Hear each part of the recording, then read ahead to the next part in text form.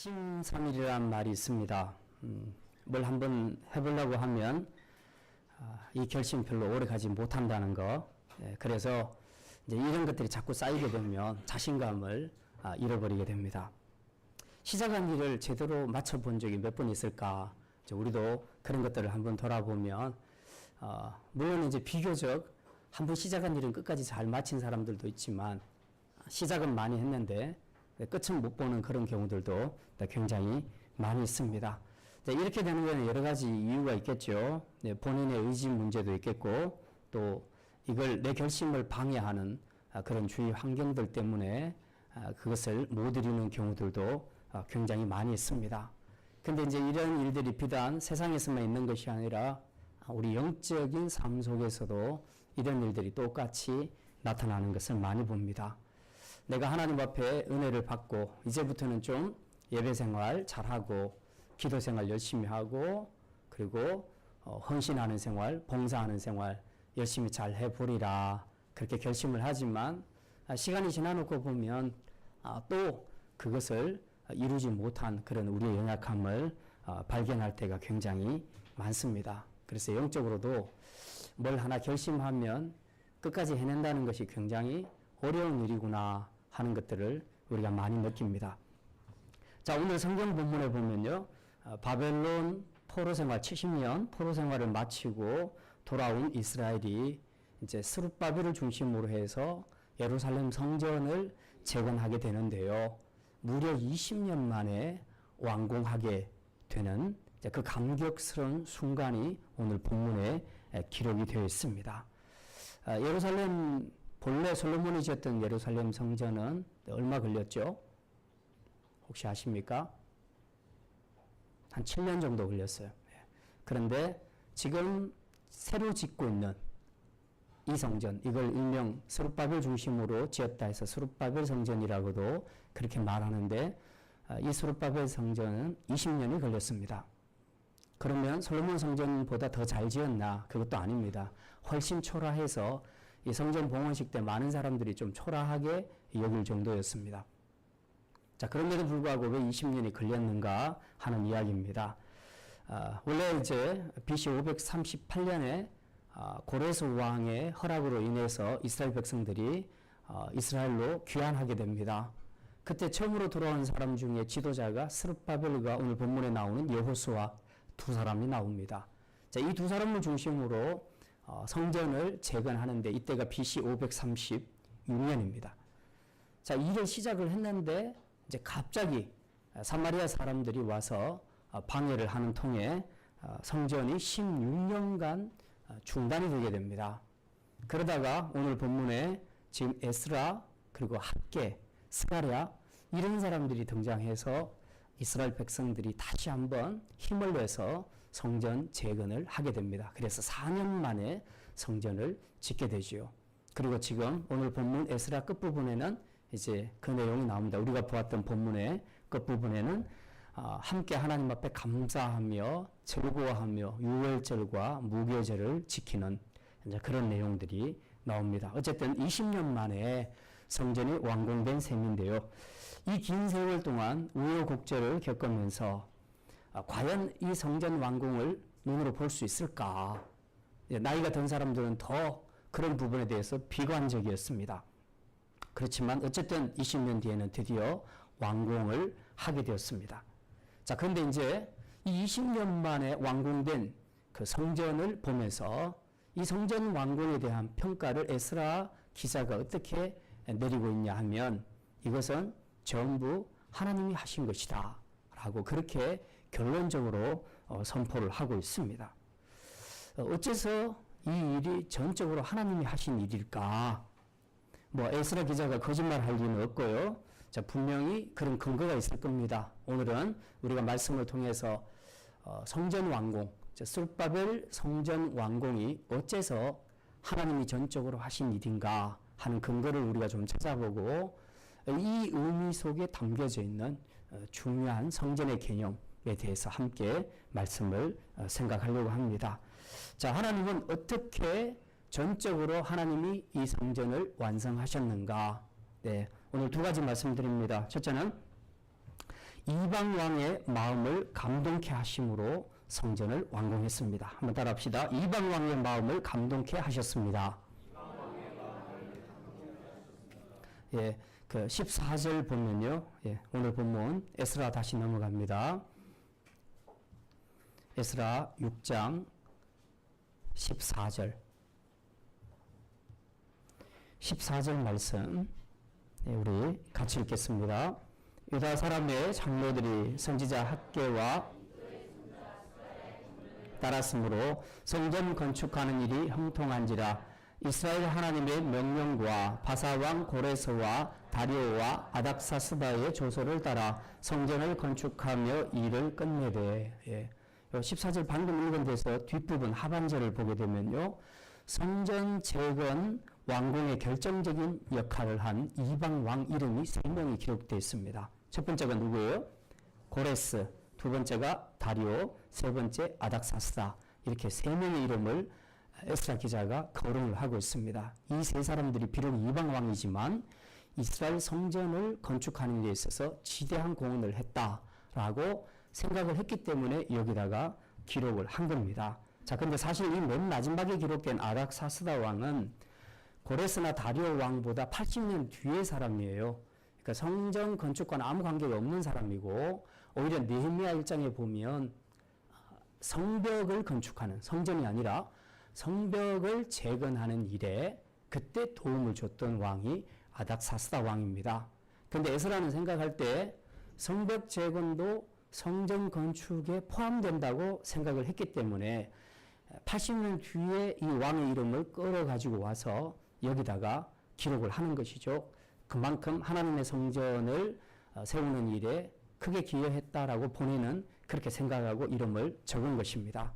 근데 이제 사실은 성전 건축만 본다면 아닥사스다는 일단 좀 제어를 하는 것이 맞습니다. 그래서 오늘은 두 왕, 고레스와 다리오 왕, 이 두 왕이 어떻게 하나님의 성전을 건축하는 일에 결정적인 역할을 했는가 하는 것들을 먼저 우리가 좀 살펴볼 겁니다. 첫 번째는 고레스 왕인데요.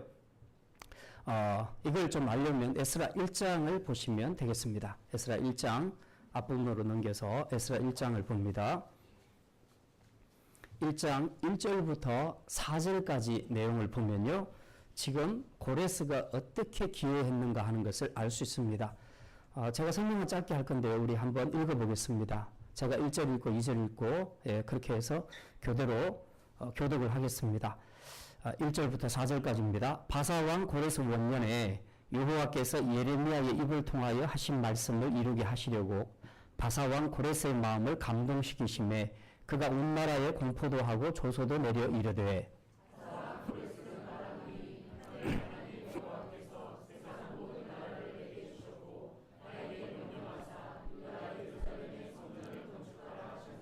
이스라엘의 하나님은 참신이시라. 너희 중에 그의 백성된 자는 다 유다 예루살렘으로 올라가서 이스라엘의 하나님 여호와의 성전을 건축하라. 그는 예루살렘에 계신 하나님이시라.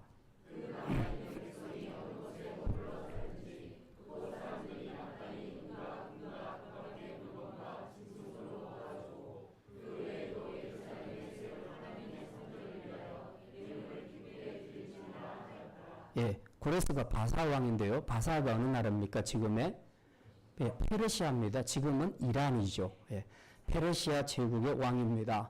그 전까지만 해도 바벨론이 강대국이었는데 지금 신흥 제국인 페르시아가 일어나서 바벨론을 무너뜨리게 됩니다.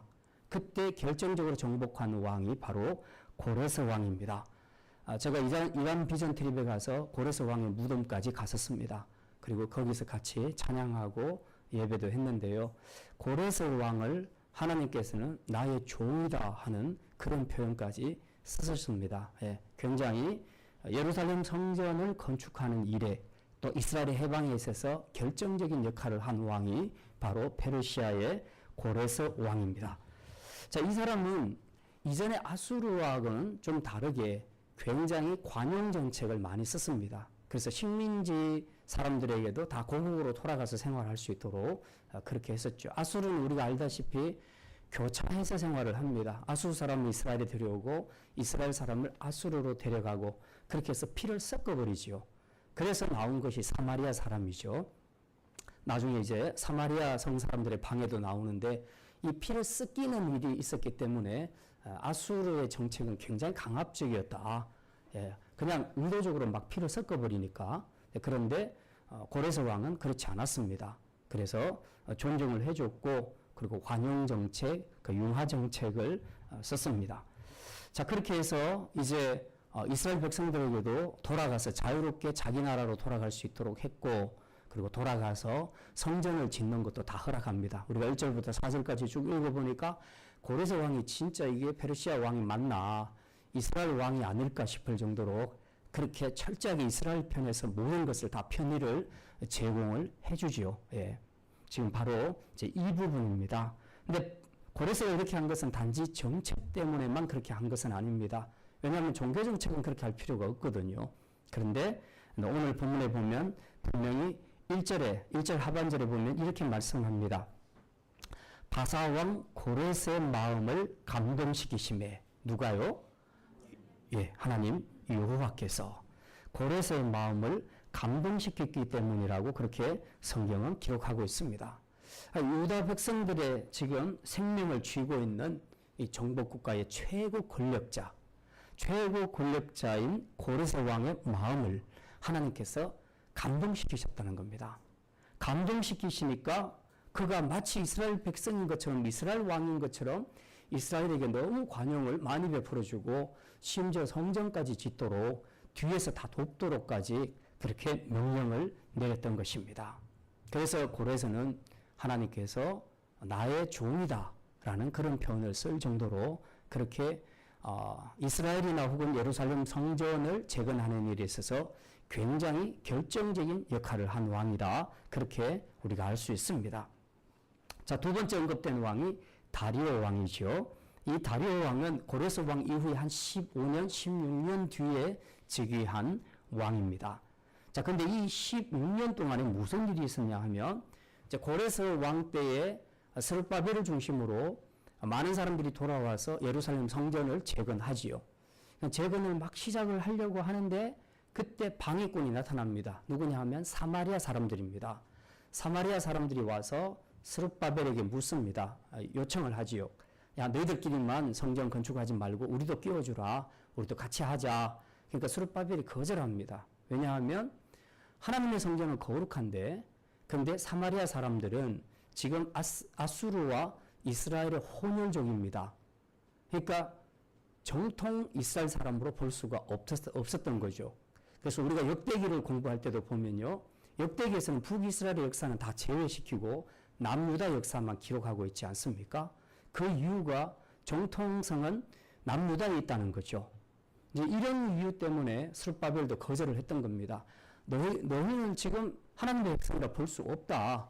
너희는 아수르 사람들의 피가 섞여 있기 때문에 거룩한 하나님의 성전을 짓는 일에 너희는 동참할 수 없다고 단호하게 거절을 하지요. 이것 때문에 이제 화가 난 사람들이, 사마리아 사람들이 그때부터 방해 공작을 시작합니다. 그렇게 해서 이 바사 왕국의 관리들에게 뇌물을 먹여가지고 원천적으로, 행정적으로 이걸 하지 못하도록 원천 봉쇄를 시켜버립니다. 그래서 이스라엘 백성들이 성전 재건이 시작하자마자 중단됐는데 그것이 무려 16년간이나 진행이 됐다는 겁니다.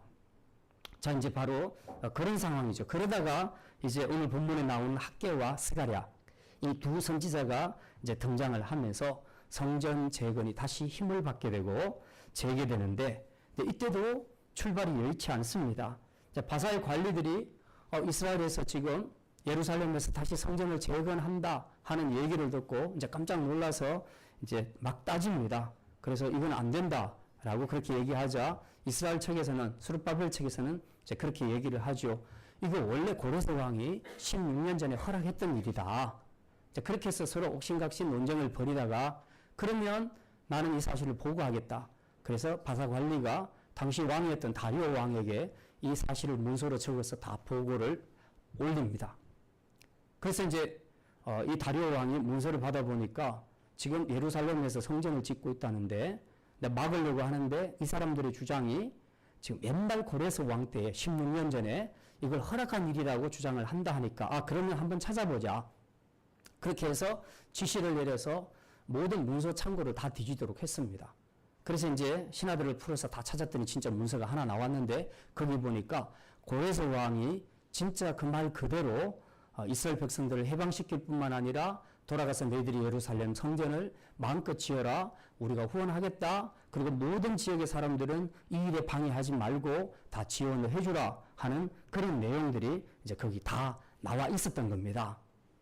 그 내용이 지금 오늘 읽었던 에스라 6장이요. 6장 13절부터 읽었는데 1절에 나와 있습니다. 자, 1절 말씀, 1절과 2절 말씀 우리 같이 한번 보겠습니다. 에스라 6장 1절 2절 과연 문서를 찾았는가 같이 봅니다. 이에 다리오 왕이 조서를 내려 문서 창고 곧 바벨론의 보물을 쌓아둔 보물 정각에서 조사하게 하여 메대도 악메다 궁성에서 한 두루마리를 찾았으니 거기에 기록하였으되 계속 고레스 왕 원년에 조서를 내려 이르기를 예루살렘에 있는 하나님의 성전에 대하여 이르노니 이 성전 곧 제사 드리는 초소를 건축하되 지대를 견고히 쌓고 그 성전의 높이는 60규빗으로 넓이도 60규빗으로 하고 계속입니다. 됐습니다. 거기까지요. 자, 이 문서를 찾아보니까 진짜 나온 거예요. 고레스 왕 때 자세하게 성전을 어떤 사이즈로 지어라 한 것까지 아주 상세하게 기록이 되어 있는 것을 이 문서를 다리오 왕이 발견을 한 겁니다. 그러니까 이제 바로 조서를 내려서 지금 이 일이 진행되도록 하죠. 13절 우리 아까 읽었죠. 13절 다시 한번 읽습니다. 이 문서를 발견한 다리오 왕이 어떻게 대처했습니까? 13절 같이 읽습니다. 다리오 왕의 조서가 내림에 유브라데강 건너편 총독 다뜨네와 스달르보스네와 그들의 동관들이 신속히 준행하니라. 다리오 왕이 이렇게 실제적으로 성전 건축이 이루어지도록 신속하게 움직였다. 뭘 보고? 문서를 보니까 진짜 자기 선대 고레스 왕이 그렇게 했다는 것을 확실하게 이제 알았습니다. 그래서 더 지체하지 않고 이 일을 진행하도록 했다는 거죠. 자, 근데 이제 이런 마음이 갑작스럽게 그 문서를 봤다고 바로 할 수 있을까? 중요한 것은 사람의 마음이거든요. 문서는 그래도 내가 하기 싫으면 안 할 수도 있는 거죠. 그런데 이제 어떻게 이 다리오 왕의 마음이 변하게 되었는가? 22절 우리 아까 읽었습니다. 22절에 또 아수르 왕의 거기서부터 읽겠습니다. 또 아수르 왕의 마음을 그에게로 돌려 이스라엘의 하나님이신 하나님의 성전 건축하는 손을 힘있게 하도록 하셨음이었더라. 여기 보면 다리오 왕이 아니고 아수르 왕이라고 그렇게 되어 있네요. 이 왕은 바로 다리오 왕을 가리킵니다. 왜 다리오 왕을 아수르 왕이라 했을까? 페르시아가 정복한 이 아수르 왕 영토를 그대로 지금 페르시아가 통치하고 있었고요. 두 번째는 이 페르시아도 아수르하고 사실은 똑같은 패역 국가입니다. 좋지 않은 나라라는 거죠. 그럼에도 불구하고 하나님께서 그 패역 국가의 왕의 마음을 돌이키셨다. 여기 보니까 아수르 왕의 마음을 돌이켰다. 그렇게 말하죠. 그들에게로 돌이켰다. 하나님께서 그렇게 하셨다. 지금 이걸 강조하기 위한 것입니다. 순탄하게가 아니라 지금 악한 왕의 마음까지도 하나님께서 돌이키셨다. 그래서 이 일은 하나님이 하신 일이다는 것을 보여주기 위해서 이런 용어를 쓰고 있습니다. 사실 이제 대제국의 왕이 허락했고 대제국의 왕이 지시를 했다면 이걸 누가 거부할 수 있겠으며 또 그 일이 얼마나 신속하게 진행되겠습니까? 아까 13절에 보니까 신속하게 동관들이 진행했다라고 그렇게 말하고 있습니다. 뭐 우리나라도 마찬가지죠. 뭐 어떤 일을 하나 진행을 하는데 마을의 동장이 지시해서 하는 거하고 대통령이 지시해서 하는 거하고 어떤 것이 더 힘이 있겠습니까? 당연히 대통령이 지시하는 것이 훨씬 더 힘있게 진행이 되죠. 그래서 22절 끝부분에 보면 이스라엘의 하나님이신 하나님의 성전 건축하는 손을 힘있게 하도록 하셨음이었더라. 그래서 하나님이 지금 이 다리오 왕을 통해서 일을 하시니까 왕의 권세 얼마나 막강합니까? 이 왕의 권세를 통해서 일하시니까 성전 건축하는 일이 아주 힘있게 되었다. 그리고 13절에 기록한 것처럼 아주 신속하게 진행되었다 하는 것을 보여주고 있습니다. 이처럼 성전이 완공되는 과정에서 하나님은 당대 세계의 최고의 권력자, 그것도 이스라엘과 아무 상관없는 이방 왕들을 이용해서 성전 건축하는 손을 힘있게 하셨다라고 에스라 기자는 22절에서 분명히 그렇게 선포하고 있습니다. 그래서 성전 건축은 이방 왕들이 도와주기는 했지만 궁극적으로는 그들의 마음을 감동시키신 하나님이 하신 것이다. 성전 건축은 하나님이 하신 것이다 하는 그런 말입니다. 물론 이 두 왕은 하나님 나라의 쓰임을 받은 것이죠. 그러니 우리가 누구를 더 두려워해야 되겠습니까? 누구를 더 의지해야 되겠습니까? 세상의 권력을 가진 막강한 세상 제국의 왕이 아니라 그들을 손에 쥐고 마음대로 그들을 사용하실 수 있는 바로 그 하나님.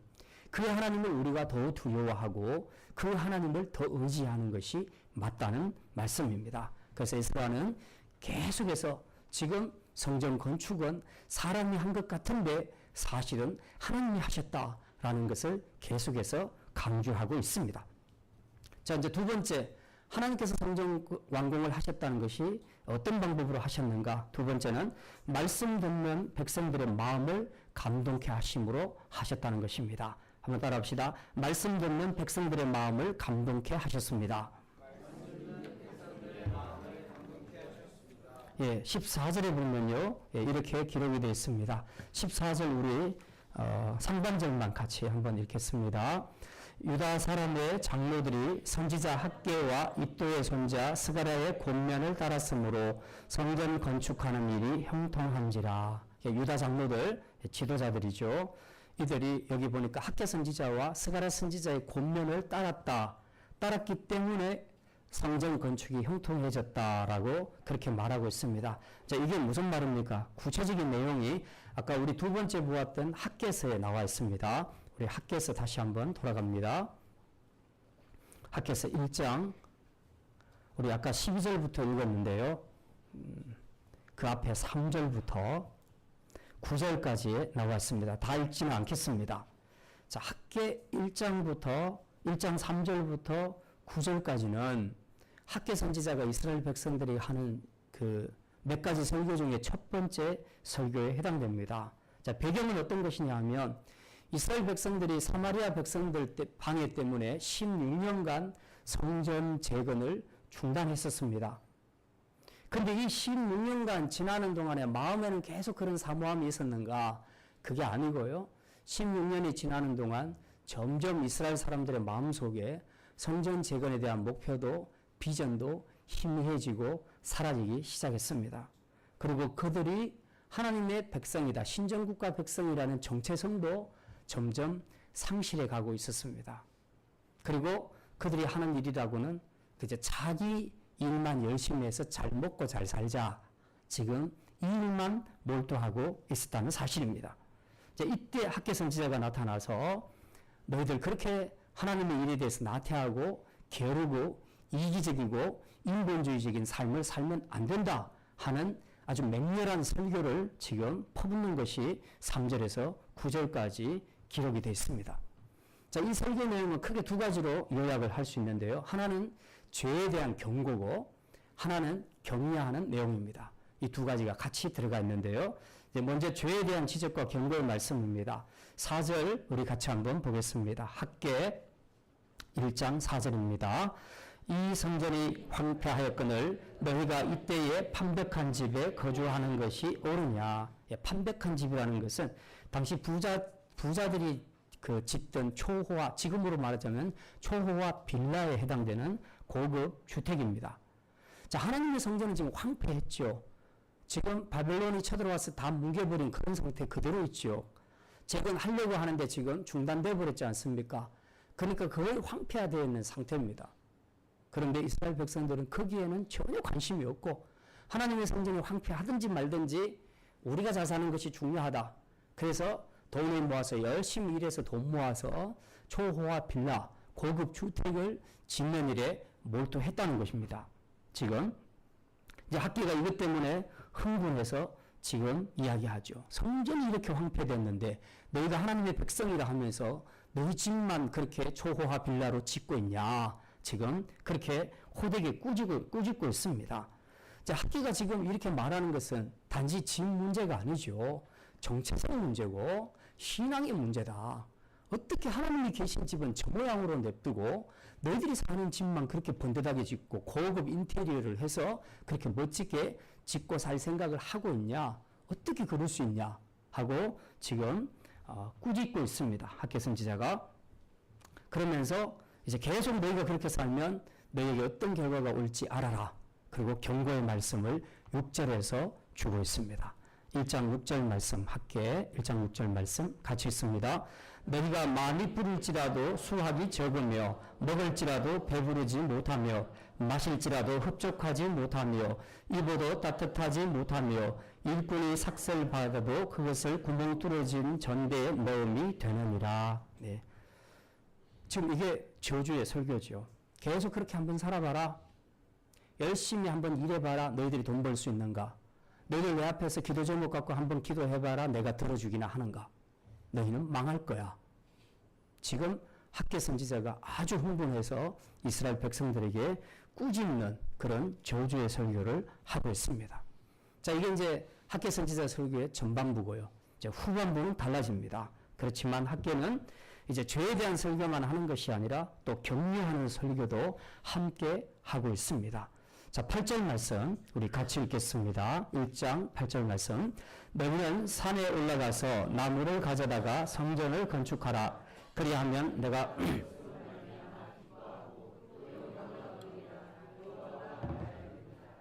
예.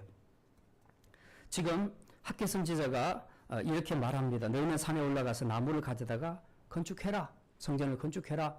그러면 하나님이 기뻐하실 거고 또 하나님이 영광을 얻을 것이다. 그렇게 격려하고 있습니다.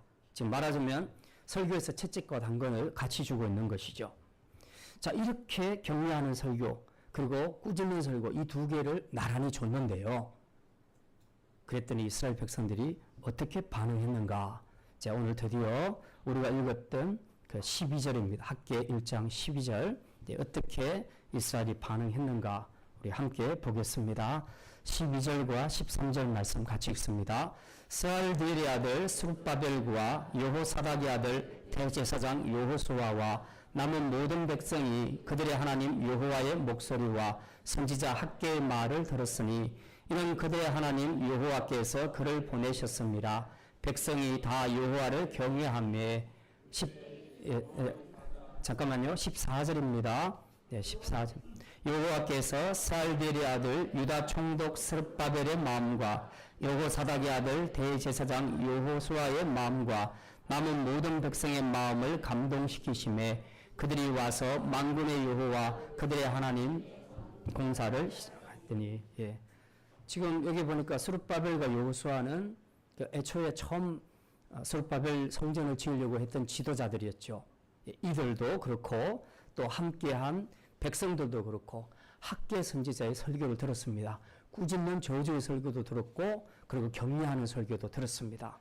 이 말씀을 듣는 순간에 그들이 하나님을 경외하면서 하나님의 말씀을 받아들입니다.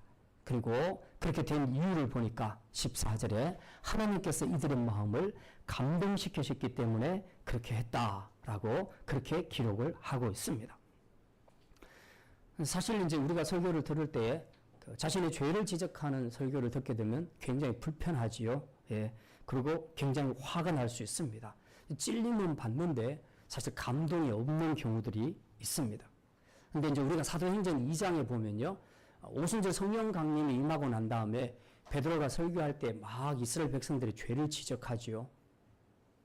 너희가 바로 이 예수를 십자가에 못 박아 죽였다. 라고 그렇게 선포할 때에 딱 두 가지 반응이 일어났습니다. 어떤 사람들은 화가 났습니다. 그래서 돌아갔고요. 이 사람들은 주로 바리새인들, 서기관들이고요.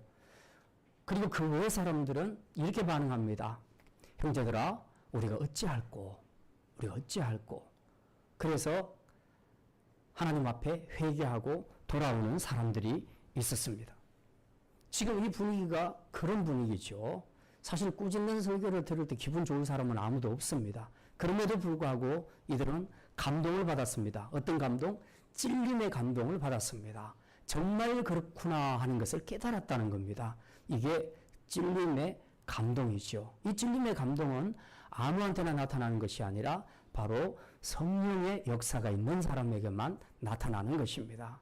그래서 우리가 불편한 설교를 들을 때도 내가 정말 그렇구나라고 받아들일 수 있다면 그건 바로 성령 하나님께서 우리의 마음을 만져주시니까 그렇게 되는 거죠.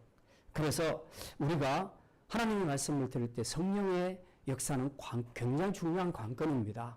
왜냐하면 똑같은 말씀 앞에 반대로 반응할 수 있기 때문에 그렇습니다. 그래서 우리가 말씀을 들을 때는 항상 말씀을 전하는 자도 그렇고 말씀을 받는 자도 그렇고 성령님이 말씀을 받을 수 있도록 역사해 주시도록 우리 기도하는 것이 굉장히 중요합니다. 여러분도 예배 전에 나와서 기도할 때에 하나님 오늘 목사님을 통해서 주시는 말씀이 하나님의 말씀으로 그대로 내가 받아들이게 해 주십시오라고 기도하는 것이 굉장히 중요합니다. 저도 마찬가지입니다.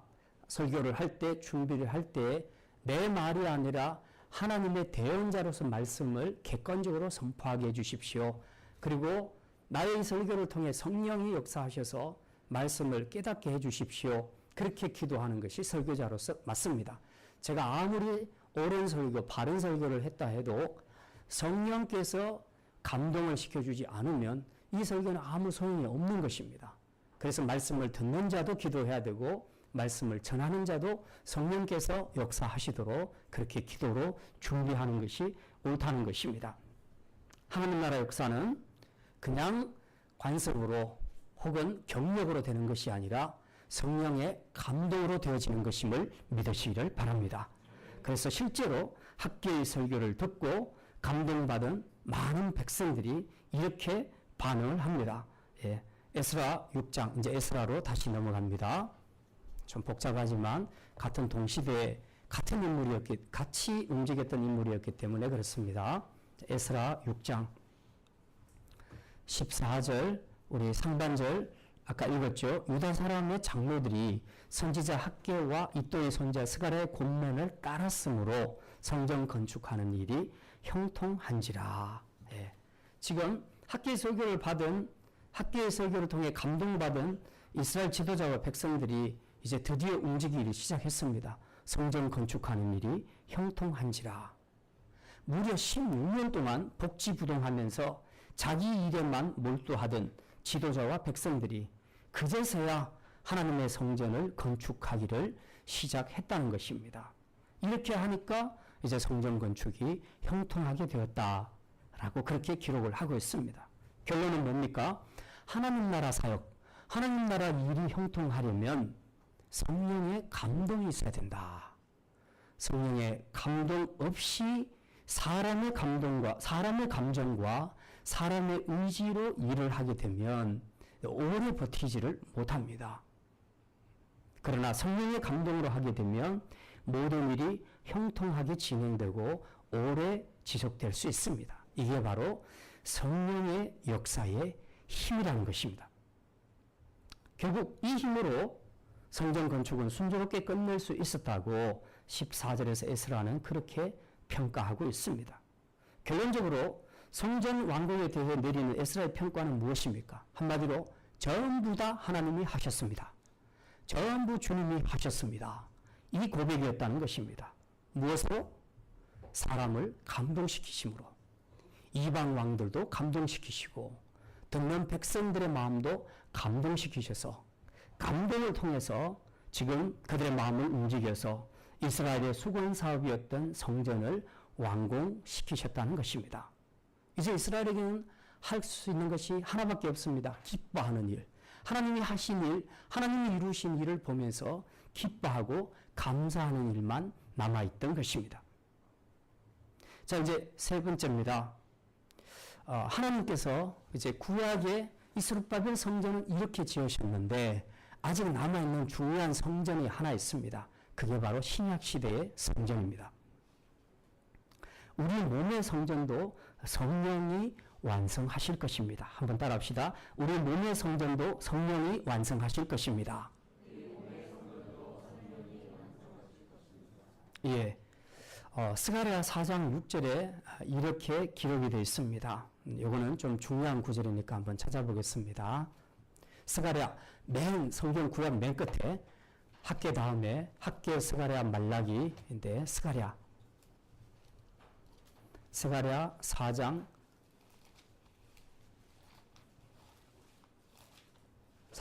6절 말씀입니다. 스가랴 4장 6절 우리 같이 읽겠습니다. 그가 내게 대답하여 이르되 여호와께서 스룹바벨에게 하신 말씀이 이러하니라. 만군의 여호와께서 말씀하시되 이는 힘으로 되지 아니하며 능력으로 되지 아니하며 오직 나의 영으로 되느니라. 아멘. 예, 지금 다 이 동시대 사람들입니다. 자, 이렇게 아까 하나님의 일하심으로 스룹바벨 성전이 완성되었는데, 근데 이제는 더 이상 구약의 성전은 없습니다. 없어졌습니다. 언제 없어졌습니까? AD 72년에 로마의 티터스 장군이 와서 다 무너뜨려 버렸습니다. 예수님이 예언한 대로 돌 위에 돌 하나 남지 않도록 완벽하게 다 무너뜨려 버렸습니다. 그래서 지상에서 더 이상 그 구약시대의 의미로 성전을 사모하지 못하도록, 거기서 헛된 양제사, 동물제사 드리지 못하도록 하나님 완벽하게 다 분쇄시켜 버렸습니다. 그래서 이제는 구약시대 성전은 더 이상 찾아볼 수가 없습니다. 대신 하나님은 이 신약시대에 새로운 성전을 선물로 주셨습니다. 그게 바로 우리 교회 공동체가 함께 있는 주님의 몸된 교회와, 그리고 여러분 개인 안에 그리스도께서 가 계심으로, 그하심으로 이루신 여러분의 몸의 성전입니다. 이 성전을 신약시대에 우리에게 성전으로 선물로 주셨다는 것입니다. 그 주님이 우리 안에 거하시기 때문에 성전이죠. 그 성전이 뭡니까? 하고 이렇게 물으면 그냥 몇 층짜리 건물이다, 뭐가 있고 뭐가 있다 이렇게 설명하시면 안 되고요. 그냥 간단하게 설명하시면 돼요. 누가 성전의 개념이 뭐냐 그러면 하나님이 계시는 집이다, 이렇게 이해하시면 됩니다. 그 주님이 여러분이 세례를 받을 때에 예수님이 여러분 안에 들어가셨다면 여러분의 몸이 성전이 되는 거죠. 왜? 주님이 여러분 안에 계시니까. 믿습니까? 그래서 여러분의 몸은 성전인 줄 믿으시기를 바랍니다. 자, 그렇다면 이제 주님이 계시는 이 성전, 구약시대 성전도 정말 회복시키려고 얼마나 노력했습니까? 20년 동안. 그런데 이 신약시대 성전된 우리 몸, 이 몸도 그냥 황폐하게 내버려둘 수는 없잖아요. 이 성전을 우리가 아름답게 멋지게 가꾸고 회복을 시켜야 된다는 말씀입니다. 어떻게 해요? 이것도 역시 성령의 도우심과 감동케 하심으로만 가능하다는 것입니다. 우리 인간의 힘으로는, 우리 지체들의 힘으로는 교회를 거룩하게 할 수 없고, 우리 자신의 힘으로는 우리 성전된 우리 몸을 거룩하게 유지할 능력이 1%도 없습니다. 우리에게는. 그러면 어떻게 할 수 있겠는가? 그것도 역시 우리 안에 계신 성령님께서 하시는 것입니다. 아, 그러면 모두가 다 성령님이 하시는구나. 그럼 난 아무것도 안 해도 되겠네? 이제 또 이런 생각이 들 수 있겠습니다. 그런 것은 아닙니다. 성령이 일하실 수 있도록 우리가 해야 할 일은 주도권을 이양시키는 것입니다. 그거는 우리가 해드려야 됩니다. 혹시 내 마음 그리스도의 집 보신 분들, 이번 중고등부 수련회에서는 그 책자를 다 돌려서 다 같이 필독서로 읽었습니다. 그냥 수련회 장소에서 그냥 같이 다 읽어버렸습니다. 그리고 이제 그걸 갖고 나눴는데, 보통 우리가 신앙생활을 하면서 내 마음이 그리스도의 집이라는 생각을 잘 하지 못합니다. 그런 생각하고 늘 사시는 분들이 있습니까? 이론적으로는 혹시 알아도 실제적으로는 그걸 잊어버리고 살 때가 많습니다. 그러다 보니까 내 몸은 내 거니까 내 마음대로 쓰는 거예요. 너 쾌락을 즐기든지 뭘 하든지 간에 다 내 마음대로 하는 겁니다. 근데 사실은 내 몸이 주님이 거하시는 집이라고 생각한다면, 야, 이건 정말 거룩하게 잘 가꿔야 되겠구나, 잘 아름답게 가꿔야 되겠구나, 그런 생각을 우리가 하게 된다는 거죠. 여러분이 집을 분양받고 아니면 있던 집 사서 들어가도 다 한 번씩 도배하고 장판 깔고 인테리어 다 새롭게 하지 않습니까? 그죠? 예. 남이 살던 집 그냥 들어가서 사는 거 쉽지 않지요. 다 일단 내가 원하는 인테리어 다 멋있게 하고 들어가서 살고 싶지 않습니까? 마찬가지죠. 지금 주님이 우리 안에 오셔서 우리가 주님의 집이 됐는데, 우리 몸이 성전이 됐는데, 하나님께서도 좀 우리 안에 인테리어를 좀 하고 싶은 거예요. 들어와 보니까 너무 지저분해. 마치 돼지 우리처럼 별별 죄들이 다 들어와 있어. 이래가지고는 하나님을 거주하기에 너무 불편하다는 거죠. 냄새도 나고 여기저기 앉아있을 때도 없고 설 때도 없고 힘든 거예요. 그래서 한번 이거 무가리를 했으면 좋겠다는 거죠. 바로 이런 거죠. 우리가 영적인 인테리어를 해야 합니다. 하나님 앞에서. 왜? 주님이 거하시는 집이니까. 내 몸이 주님이 거하시는 집이니까. 그래서 첫 번째로 우리가 해야 될 것은 이제 내 집 아닙니다. 내 몸은 내 거 아닙니다. 하나님의 것입니다. 주님의 것입니다 하고 소유권을 내어드리는 겁니다. 이양시켜 드려야 하는 것입니다.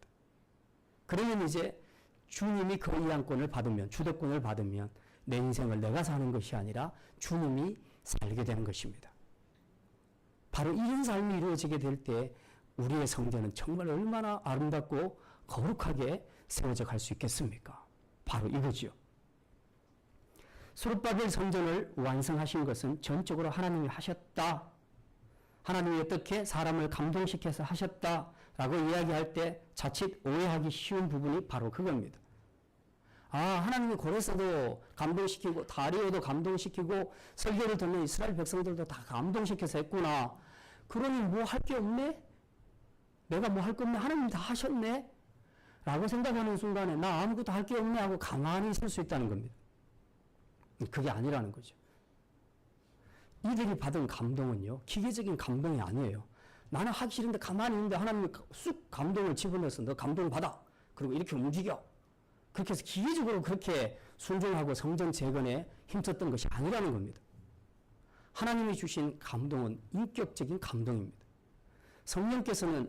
하나님께서는 우리를 인격적으로 지으셨기 때문에 우리에게 감동을 줄 때도 인격적인 감동을 주시지 기계적인 감동, 투입하는 감동을 주시는 것이 아니라는 겁니다. 그래서 우리는 감동을 받는 순간 인격적으로 받고 그리고 결단할 때도 내가 인격적으로 하는 겁니다. 내가 할 일이 없는 것이 아니에요. 바로 이 대목에서 하나님께서는 우리가 정말 인격적으로 자발적으로 하나님 앞에 나의 모든 소유권을 인정해 드리고 그리고 하나님의 말씀에 순종하며 살기를 원하신다는 거죠. 바로 이것이 인격적인 감동을 받은 사람들이 하게 되는 반응이라는 것입니다. 오늘 이 학교의 설교를 들은 이스라엘 백성들이 말씀의 감동 앞에서 인격적으로 반응하여 스스로 결단하고 성전 건축에 참여했던 것처럼 이제 우리 몸의 성전의 완성을 위해서도 우리가 성령께 주도적으로 일하시도록 우리가 인격적으로 자발적으로 결단해서 그분에게 주도권을 내드려야 한다. 이 말씀입니다. 그리고 무엇보다도 우리가 기억해야 될 것은 학교의 설교 앞에서 자신을 돌아본 이스라엘 사람들처럼 우리도 학교의 설교를 하나님의 말씀으로 받고 그 앞에서 우리 자신을 돌아보아야 할 것입니다. 혹여라도 우리도 이스라엘 백성들처럼 황폐해진 내 몸의 성전을 돌아보지 않고 열심히 육신의 집만 꾸미고 외적인 몸만 가꾸고 또 그것을 치장하는데 우리가 몰두하고 있지는 않는지 우리가 돌아봐야 할 것입니다. 미용을 위해서, 건강을 위해서, 안목의 정력을 위해서, 더 멋있게 보이기 위해서 오늘 우리가 열심히 육신의 몸에만 몰두하고 또 투자하고 있지는 않는지 우리가 한번 돌아보자는 것입니다. 정작 우리 속사람 성전은 황폐하고 메마르고 무너져 가고 오염되어 가고 있는데 우리는 그런 것에는 아랑곳 없이 신경도 안 쓰고 그저 그 사람의 몸과 더 나은 환경을 위해서 나의 모든 것을 투자하고 그렇게 살아가고 있지는 않는가 하는 말씀입니다. 하지만 지금까지 우리가 어떤 모습으로 살았든지 관계없습니다. 오늘 이 말씀 앞에서 우리가 해야 할 것은 학계에 격려하는 말씀을 붙잡고 다시 일어서자는 것입니다. 지금부터라도 학계가 말했던 것처럼 이제부터라도 너희가 산에 올라가 나무를 가져다가 성전을 건축하라. 그러면 하나님이 기뻐하실 것이고 하나님의 영광 받으실 것이다. 이 학계의 선지자의 말씀처럼 이제부터라도 우리 몸의 성전의 거룩을 회복하기 위해서 이제 우리는 기도의 나무를, 말씀의 나무를 가져다가 거룩하고 아름다운 성전으로 다시 멋있게 인테리어 하도록 우리가 행동으로 순종하는 모습을 보여야 할 것입니다. 이렇게 믿음으로 반응하고 결단하고 순종하는 사람을 통해 하나님은 친히 일하셔서 우리의 몸의 성전을 거룩하게 완성시켜 가실 줄 믿으시기를 바랍니다. 이게 바로 주님이 하셨다는 말씀의 의미입니다. 주님의 일하심에 결코 우리 인격적인 결단과 순종이 배제되는 것이 아니라는 것을 깨닫고 이제 더 하나님의 말씀을 사모하며 순종하는 사람들로 살아서 우리의 성전을 더 아름답게 인테리어하고 만들어 갈 수 있기를 바랍니다. 이제 말씀을 마칩니다. 이스라엘이 재건한 예루살렘 성전, 스룹바벨 성전은 전적으로 하나님의 일하심으로 완공되었습니다. 세계 최고의 권력자인 왕들을 감동시키고 또 하나님의 말씀을 듣는 이스라엘 백성들의 마음을 감동시킴으로 성전 재건이 이루어지도록 하셨습니다. 한마디로 성전 완공은 성령의 감동하심으로 되어진 전적으로 주님의 역사이심을 우리가 확신할 수 있습니다. 마찬가지로 오늘 주님이 거하시는 성전된 우리 몸 또한 성령의 일하심으로 아름답게 세워지고 주님이 오시는 그날까지 완성되도록 성령께서 우리 안에서 일하실 것입니다. 바라기는 이 거룩한 성전이 완성되는 그날까지 성령님이 내 안에서 마음껏 원하시는 성전 인테리어를 하여 멋진 성전으로 만들어 가실 수 있도록 오늘도 기도의 나무, 말씀의 나무, 봉사와 섬김의 나무를 가지고 성령님이 일하실 수 있도록 부지런히 순종하는 믿음의 성도들 다 되시기를 주님의 이름으로 축원합니다. 기도합니다. 주님, 무려 20년에 걸친 예루살렘 성전의 완공이 사람의 마음과 행위로는 실패하고 좌절할 수밖에 없었지만 주님이 감동케 하실 때 4년 만에 이루어진 것을 보면서 그때의 성전이나 지금 우리 몸의 성전이나 모두 아름답게 완성하실 분은 주님밖에 없음을 겸손하게 고백합니다. 이제 주님이 우리 안에서 멋진 성전으로 만들어 가실 수 있도록 우리 모든 주도권을 주님께 이양하고 그분의 말씀에 순종하는 믿음의 사람, 성령의 사람들로 살아가게 하여 주시옵소서. 감사드리며 이 모든 말씀 우리 주 예수 그리스도 이름으로 기도드립니다. 아멘.